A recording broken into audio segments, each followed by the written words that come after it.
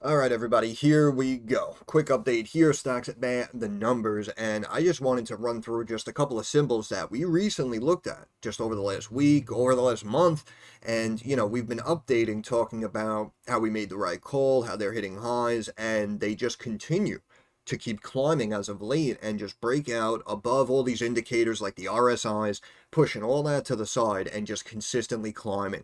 But the one thing you'll notice is certain stocks that we're about to look at, like the couple of quantum computing companies we spoke about in the past, they're obviously hitting new highs because if you did not know, Amazon came out with a new program to supposedly kind of like handhold customers through the quantum computing sector and kind of showcase how it could potentially, positively impact their business. So essentially every quantum computing stock across the entire sector had a big pop today, and a few that we looked at just recently, as I said, have continued up and actually hit new 52-week highs. But the first one I want to look at here is the Honest Company, symbol HNST on the Nasdaq, 857 on the close, up 42 cents to close up about 5%. Broke out again and hit a new 52-week high, 897, almost getting to $9 a share. Again, initially looked at back here in the summer, we spoke about this descending wedge setting up for a nice trade, but in general, I said in my opinion, the numbers look good. This stock is undervalued for the long term. This could be a good one. Stock again goes from 2.5, absolutely rages up to almost 5, drops into another wedge. We did an update here at about 330, then breaks up here almost 5, and then we just continued up. And we did an update recently at like 7 and change. And I said, in my opinion, because I was looking at the RSI, I said, in my opinion, you may start to see a pullback here. But actually, what we're seeing is kind of the opposite situation. And I may understand why. And I think it's because, A, fundamentally sound company, right? This company specifically does like baby care, right? They do like wipes and diapers and whatnot. But this is an American-based company. And you saw that with HIMS and HERS as well. I know also technically they popped off of a separate announcement coming out of the Trump administration, we can say. But also in general, HIMS and HERS, fundamentally sound stock. We liked it in the numbers, consistently hitting highs. So you're starting to see that trend. And of course, all of these quantum computing companies, for the most part, the ones we looked at that were American-based, are ones that have continued to surge, not only off of today's news, but over the last couple of weeks and months as well. So that's why you're starting to see the trend here, that the volume and the money itself is starting to flow into American-branded, fundamentally sound companies. So that's kind of the point I'm seeing here. That's the point I was driving home. And that's why, again, I know people are waiting for my personal Trump video because everyone and their brother, of course, you see them everywhere on YouTube. It was the first thing people did. 5 stocks to buy now that Trump won. 10 stocks that are going to explode under Trump. So everyone instantly made their list video. So I'm hanging out. I'm sitting back. I'm waiting for the noise to settle down. And I'm actually really brainwashing this entire administration and all of the policies that I could potentially see coming to fruition as we hit Trump getting sworn in the end of January going into next year. So that's why people are instantly trying to play these plays, and I can appreciate that to position yourself, but also at the same time, we technically have about 60 more days before Trump gets sworn in. So any policy changes that we're looking for right now technically is pure speculation in theory. And until the bill goes through and gets passed, or the executive order gets signed, then technically that hasn't changed, whatever play you're trying to play.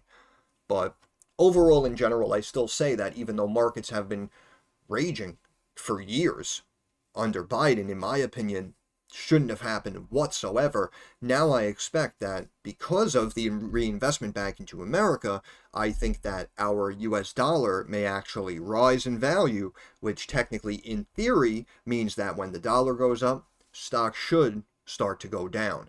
So we might have a situation now where we have all of these policies implemented, these new policies that may help America, but may actually kind of just bring down and hinder and kind of consolidate down our markets for maybe the next 12 to 18 months. We don't know.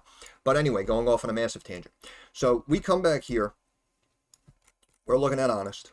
And you can see that. See, we had this gap down and then we drop down to 905. You can see here on the 18th, August 18, 21, top left of the screen, the O, the H, the L, the C, the open, the high, the low, the close. You can see the low 905.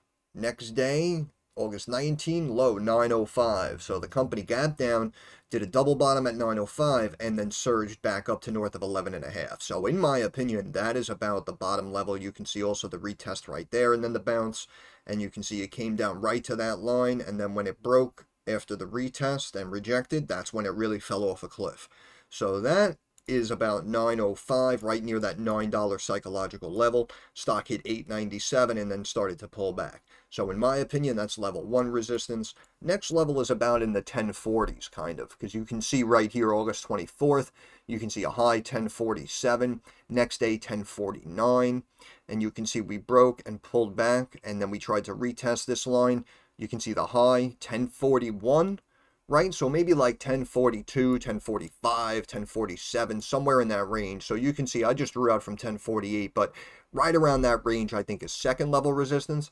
And then of course the bottom of this candle before we channeled up, rejected off the 20-day and gapped down, that bottom is about $13. So in my opinion, those are the potential, next 3 resistance levels that HNST has to get above. And again, in my opinion, in the numbers, it did look good. So I feel this should only be a matter of time unless we get a random negative earnings surprise miss. And, we could instantly open up tomorrow, go right to like this $9 level, hit new highs, and then reject hard and start pulling back down into the 7s. Readjust that RSI before we bounce again and try to make our way to 10 plus. But again, unfortunately, anything can happen, and the RSI, as we see, has been thrown out the window. On the weekly, RSI above 83, we're well above the top Bollinger Band. Looks like we may have a potential direction change coming in, and that's why I'm saying maybe a pullback to that top Bollinger Band, about 7.5, possibly feasible. MACD recently crossed to the upside right around elections. Stock's been up and up since. And look at the daily here. RSI has been above the benchmark basically since elections. Daily RSI sitting at almost 92.5. Top Bollinger Band 888. Stock hit 897 and then had a big pullback. So that's why we may get overextended now as we approach that trend line. And maybe now the sell-off comes. But I know it's frustrating because people were like, wow, it's up to 7. I missed it. I gotta wait for a pullback. I don't know what to do.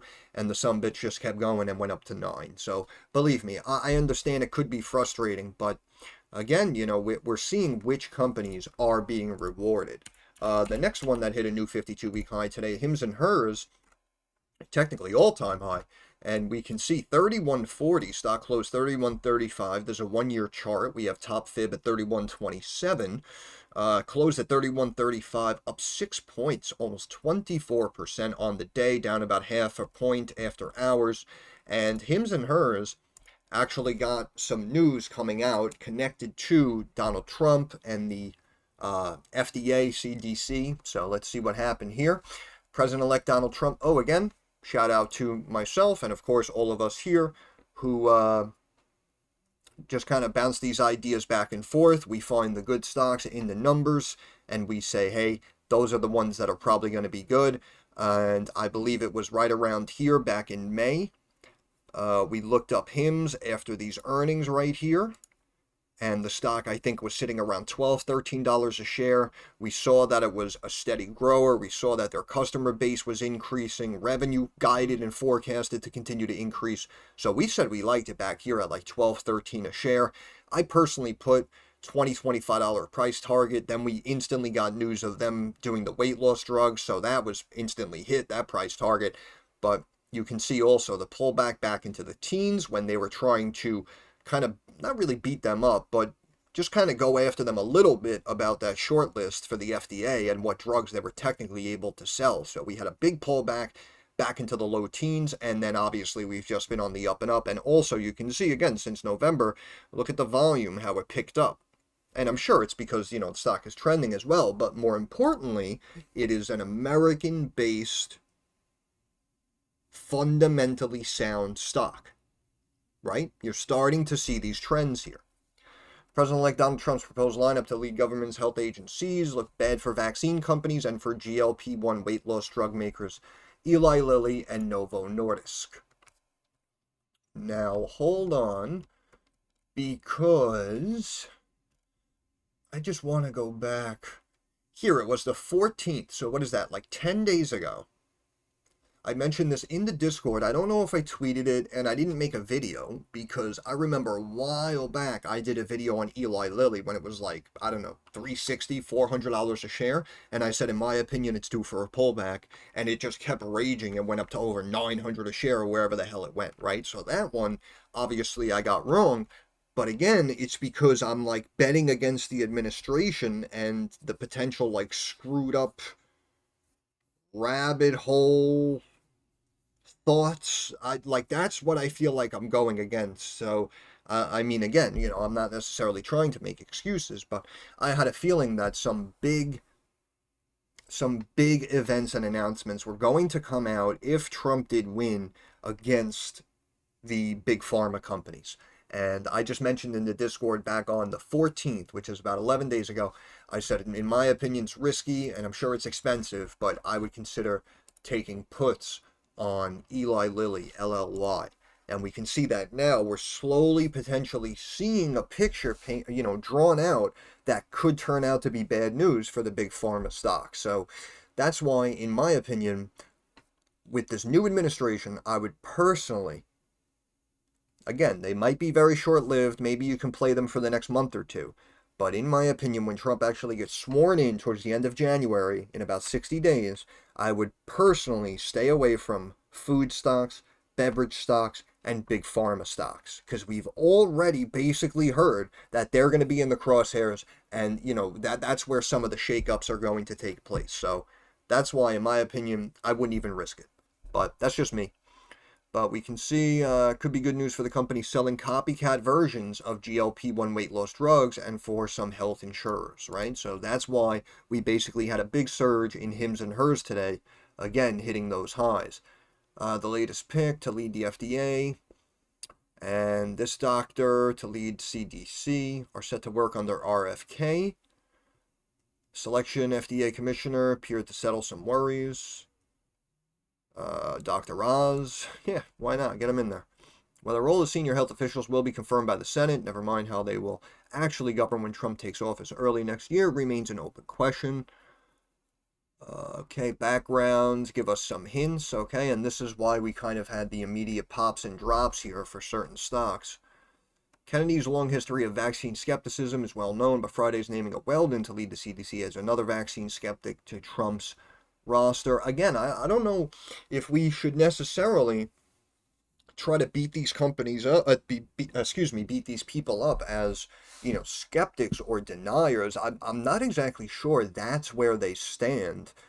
Because I know Kennedy, when he mentions like the vaccines and stuff, he was just saying that we need kind of like some more long-term data and testing done, because he feels that it may be connected to like the higher autism rates in children and whatnot. So that's why I feel like they're just trying to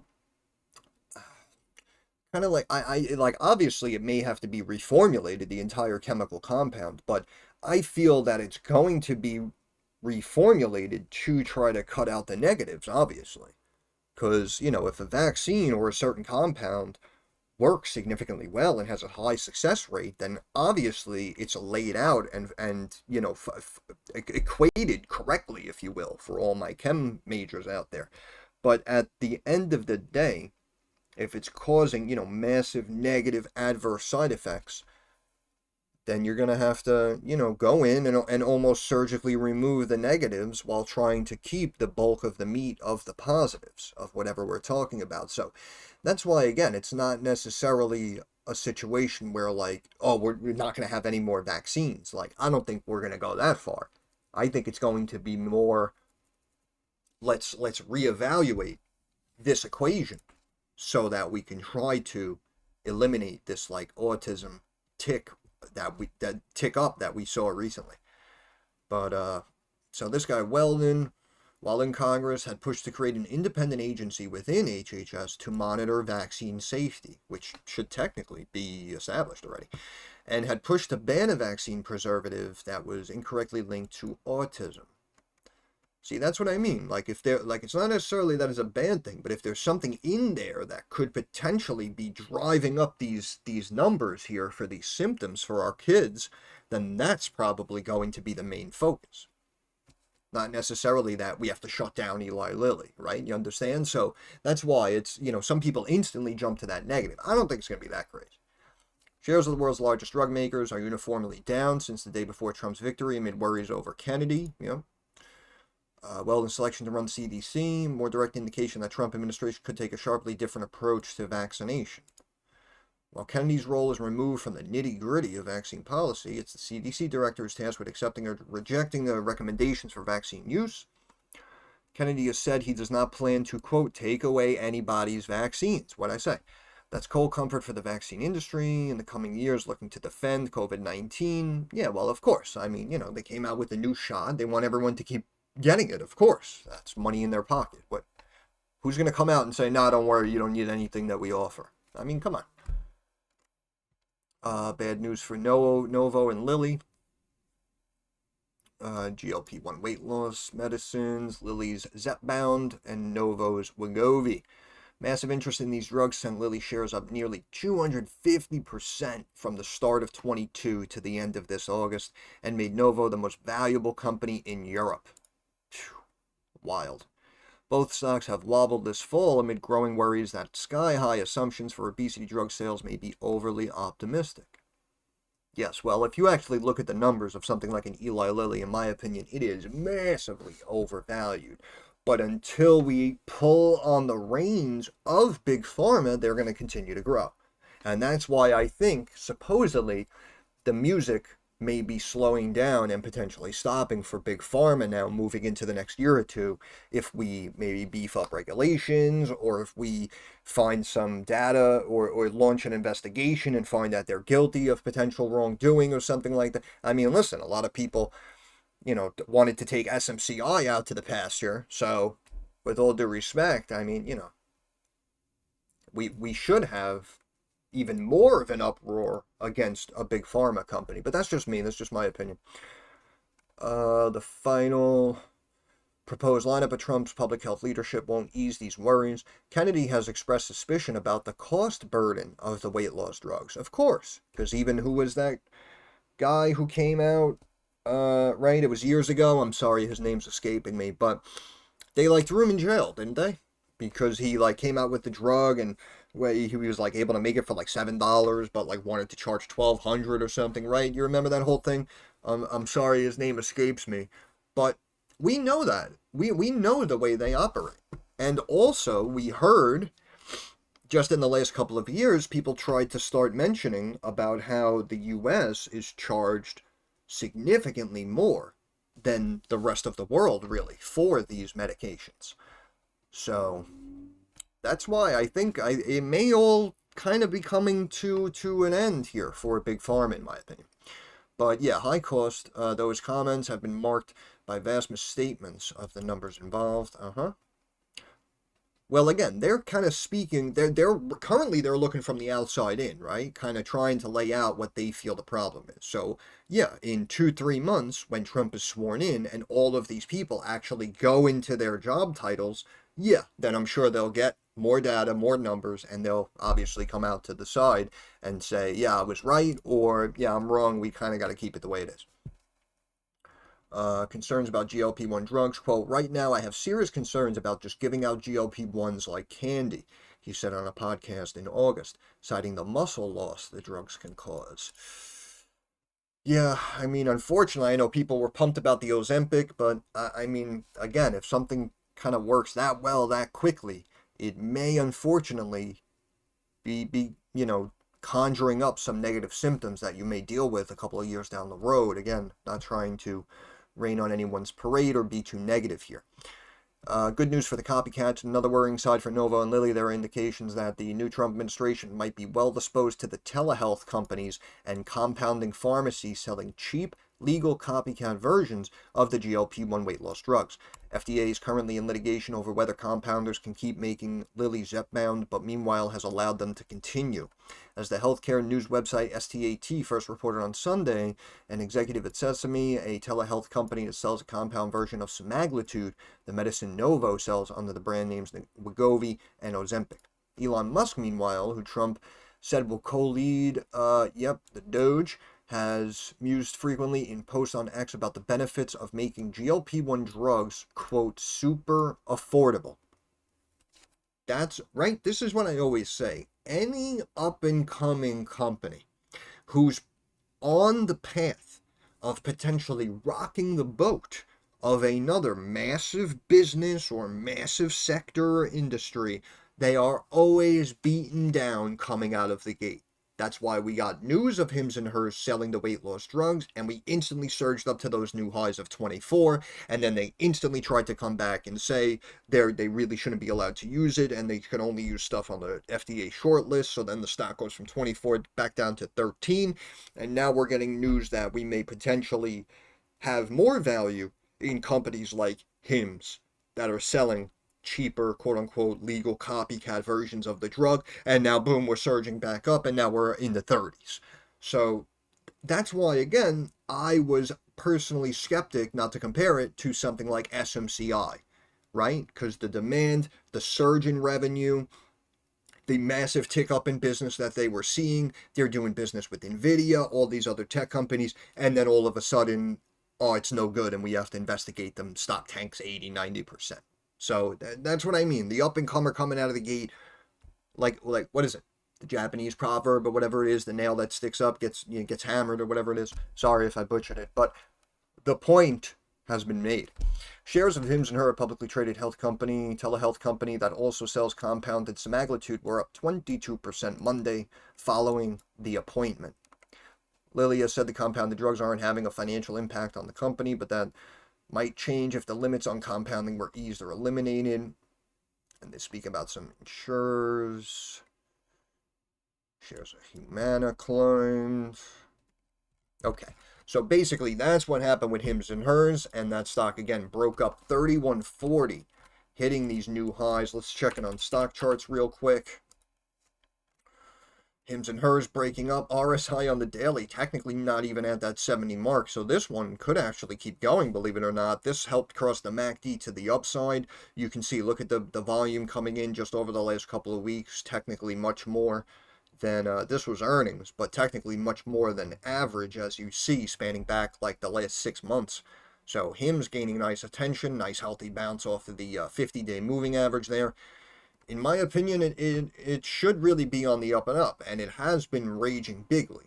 So we could start to see a pullback. But honestly, long term, if trends continue, and now if they're getting a little bit of, support from the Trump administration, it's probably only a matter of time before this stock sees 40, potentially 50 over the longer term, in my opinion. Let's look at weekly quickly.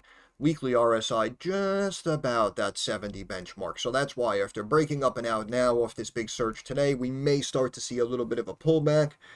But again, we technically just had the MACD cross and we didn't really hit that 70 mark yet. So you could have another up day maybe into the 32s, 33s, and then it tops out and starts to pull back into the 20s. So we'll see what happens. But HIMS and HERS again on this channel. We'll call it $13 a share. Stock right now up at $31 a share. We had IonQ, also this long-term descending wedge. We started to break up and out. We were like near this trend line. I think the stock was like 15, 16 when we did the last update. And I said, in my opinion, I like it. Stock ends up raging, surging upward here, hitting new highs at 35.24.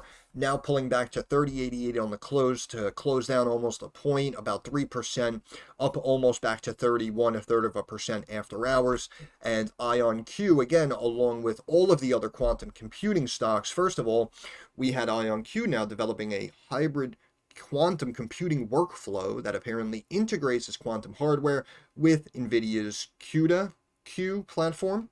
The company's stock increased 28% over the past week. So this stock has been on the up and up. However, we mentioned here again with the Amazon Web Services announced the Quantum Embark program, which builds on Amazon Bracket.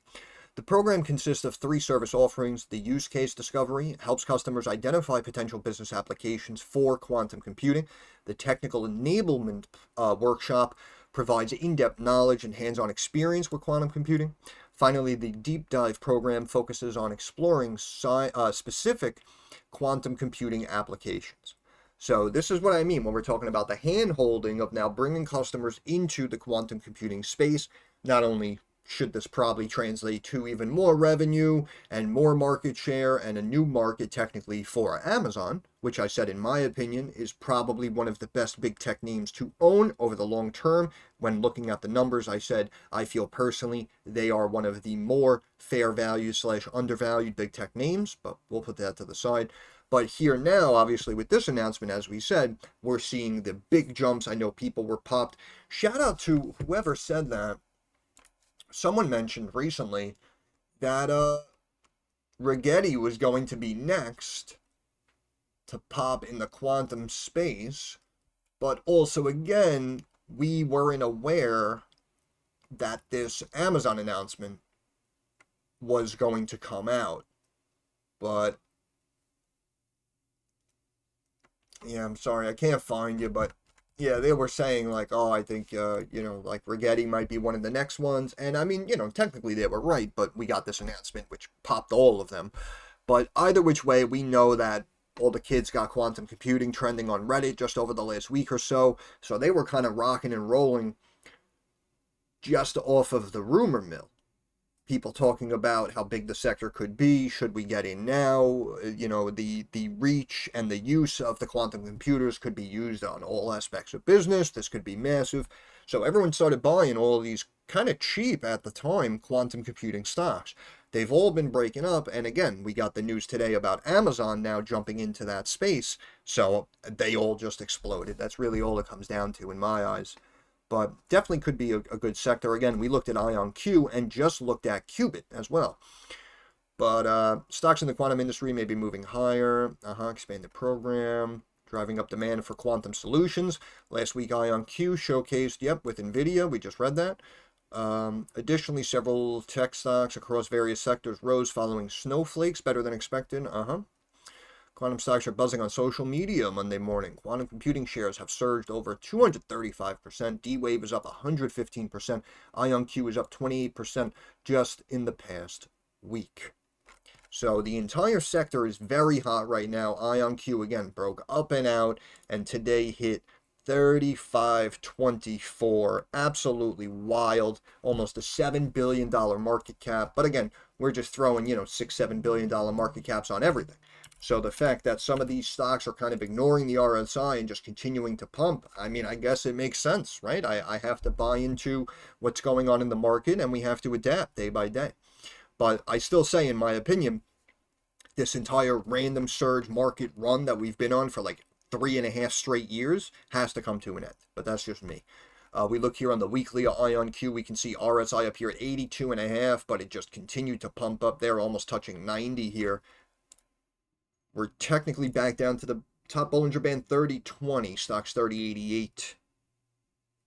So, again, I don't know. Only time will tell. Look at this massive surge coming out of September.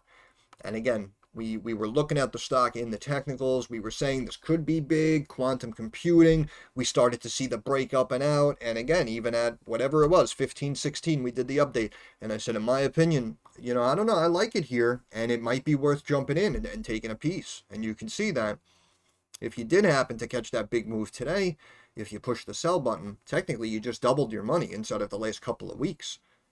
Obviously, those of you who bought back here are very excited.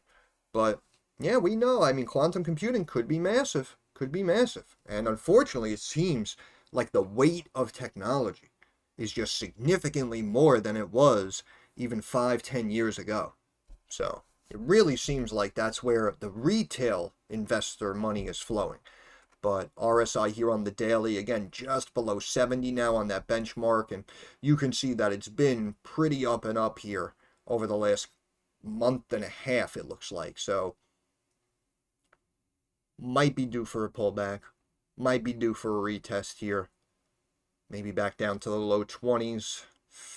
But I don't know, again, it's hot right now, and that's why, like we say, when we get things trending on social media, or again, like we're talking about the money flowing into American-based, fundamentally sound stocks, sometimes it doesn't matter. It doesn't matter that we're above the Bollinger Band. It doesn't matter that we're approaching a key resistance level. It doesn't matter that the RSI is in the 80s now. Sometimes it just doesn't matter. And I think that's what we're kind of seeing here. But again, we also have potential curling here on the MACD, it looks like. So we might have a quick retest like we saw here, and then maybe we continue up and up again. I don't know. Only time will tell. But I don't think... Yeah, no, technically we had no news from IonQ.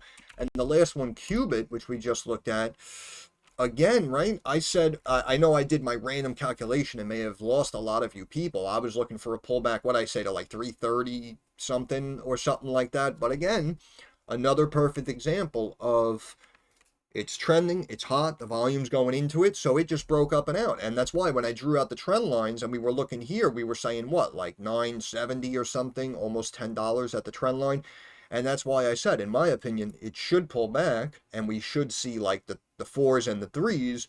But if it continued to pop up and break up straight to this trend line of almost 10, I said, in my opinion, I wouldn't be surprised. And again, technically mixed with, I think, social media and Reddit getting the sector trending, plus the news that we got today from Amazon, again, sent every company, the entire sector up and up. And you can see Quantum Computing Incorporated, symbol QUBT on the NASDAQ, up at 770 on the close, up $1.60 to close, up about 26.25%, pulling back about 4.5% after hours, running to $9.20, new 52-week highs off of that news again from Amazon. Look at that, right out in the morning. All of a sudden, it's 10:30, you pull up your account, frickin' stock's at $9. And if you look, of course, just, about a week ago, stock was back at $2.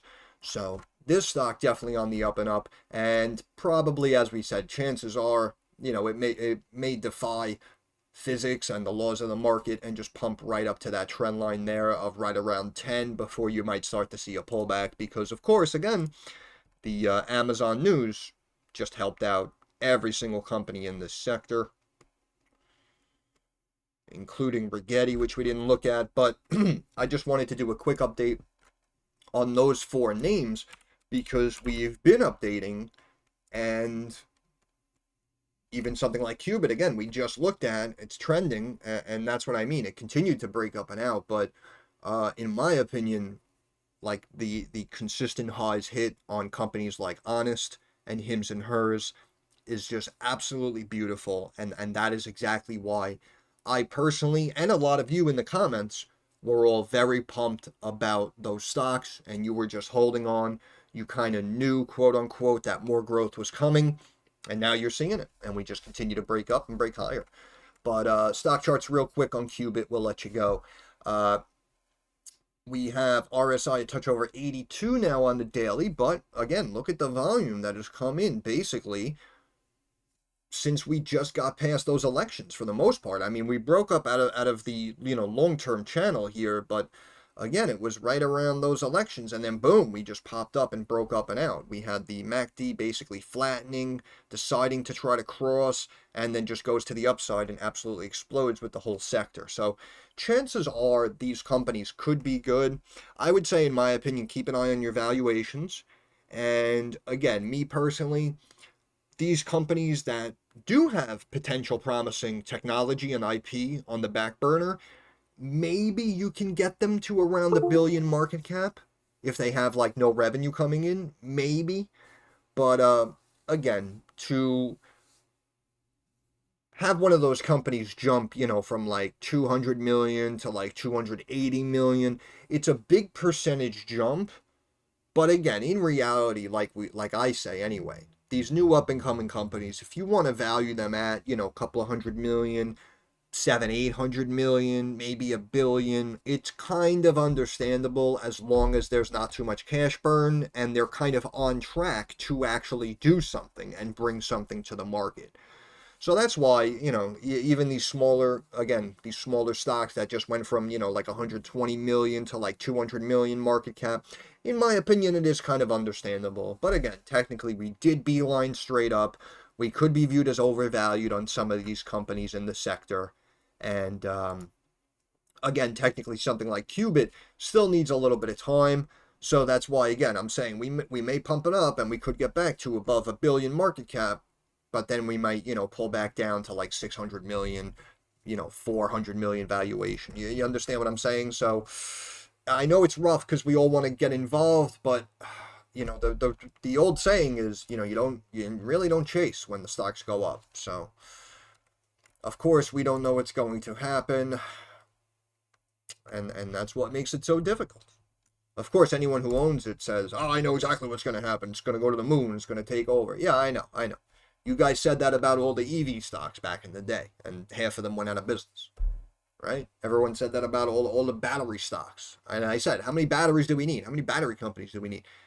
Freaking stock's been down, for years straight. So that's why, again, I'm not trying to attack you, but as we say, just because you own it, just because you like it, just because you want to make money, doesn't mean a stock is just going to keep going and going and going. But probably due for a pullback, and RSI on the weekly up here at almost 97. So that's why I think it had like that break up and out on the news and just like immediately started to chunk down and sell off. And, now we're pulling back after hours. So, I don't know.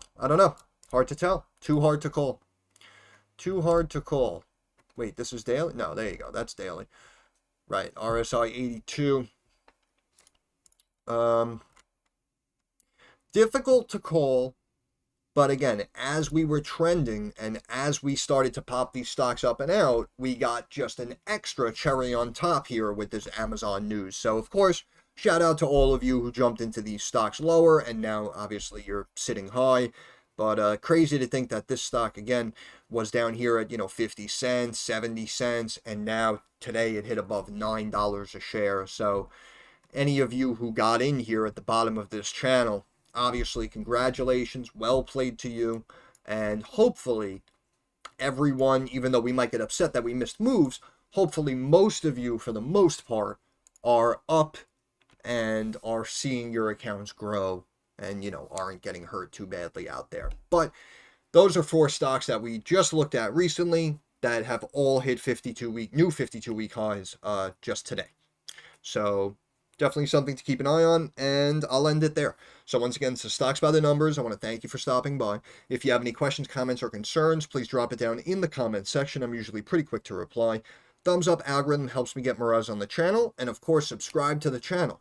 That is our handshake agreement. That is how you help me help you.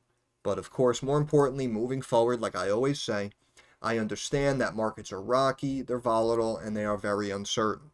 So I want to wish all of you success. I hope everyone makes a couple of dollars. Thank you for your time. Have a good day.